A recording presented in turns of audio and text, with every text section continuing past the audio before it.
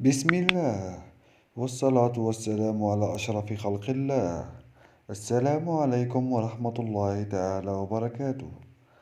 سوف نتكلم في هذا الفيديو عن جديد قائمة جمال بالماضي، وعن جديد المحترفين الجزائريين في الدوريات الخمسة الكبرى. الموضوع الأول، وهو عن اللاعبين الجدد الذي سوف يستدعيهم جمال بالماضي. ويتعلق الأمر بكل من حسام الدين عوار لاعب ليون، وجوان حجام لاعب نانت الفرنسي الذي ينشط في منصب وسط الدفاع ومنصب الظهير الأيسر، وريان أيت نوري لاعب ولفرهامبتون الظهير الأيسر، وفارس شعيبي نجم تولوز الفرنسي. أما عن جديد المحترفين فنبدأ برياض محرز. بعد مباراة مانشستر سيتي ضد لايبزيغ التي انتهت 1-1، محرز ينال الإشادة من كل الصحف العالمية ومن مدربه بيب غوارديولا، حيث صرح غوارديولا: كنت مسرورا جدا بما كنت أراه حتى سجلوا علينا هدف التعادل. في تلك اللحظة فكرت في إقحام في الفودين، ولكن بعد الهدف مباشرة أخذنا المبادرة وكدنا أن نسجل. لقد كانوا يهاجمون ب6 لاعبين وكانوا خطيرين جدا. يجب أن تتمتع بالقدرة على التحكم في المباريات في هذا المستوى. هذا هو السبب في اللاعبين الذي لدينا مثل غوندوغان ورياض محرز. لدينا بفضلهم تمريرات إضافية، وهذا ما نحتاجه خاصة في مباريات الذهاب. ربما سأكون مجنونا في مباراة الإياب وألعب ب9 لاعبين في الهجوم.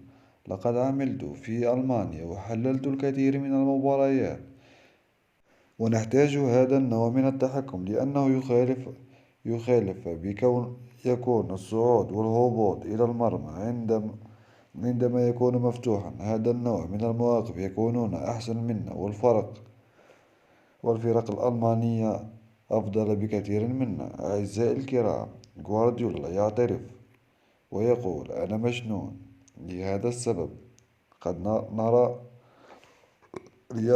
رياض محرز في دكة البدلاء في مهما مباراة كانت مهمة أو غير مهمة. غوارديولا قادر على الفوز بدوري أبطال أوروبا بشرط واحد، وهو الابتعاد عن الفلسفة الزائدة ويدخل بالتشكيلة المثالية التي يمتلكها، لأن إذا زاد الشيء عن حده انقلب ضده. أما عن محرز فقد صرح بعد تتويجه برجل المباراة وقال: لقد طالبنا غوارديولا بالهدوء وعدم الغضب بسبب التعادل، معتبرا هذه النتيجة عادية، وأن التأهل إلى الدور القادم سيحسم في مباراة العودة في ملعب الاتحاد. رياض محرز يتواجد بتشكيلة الأسبوع لدوري أبطال أوروبا، ومرشح لأحسن لاعب في الجولة رفقة كل من فينيسيوس جونيور لاعب ريال مدريد، وهاكان شاران أوغلو لاعب إنتر ميلان ولوزانو.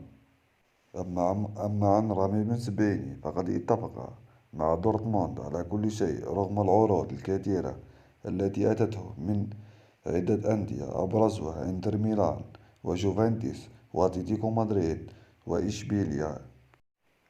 وسيتم الإعلام عن الصفقة في الصيف إن شاء الله.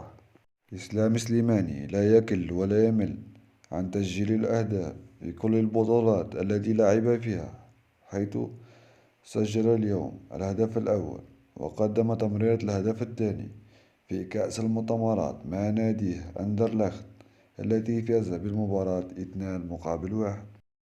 أعزائي الكرام، كان هذا فيديو اليوم. إلى الملتقى، سلام.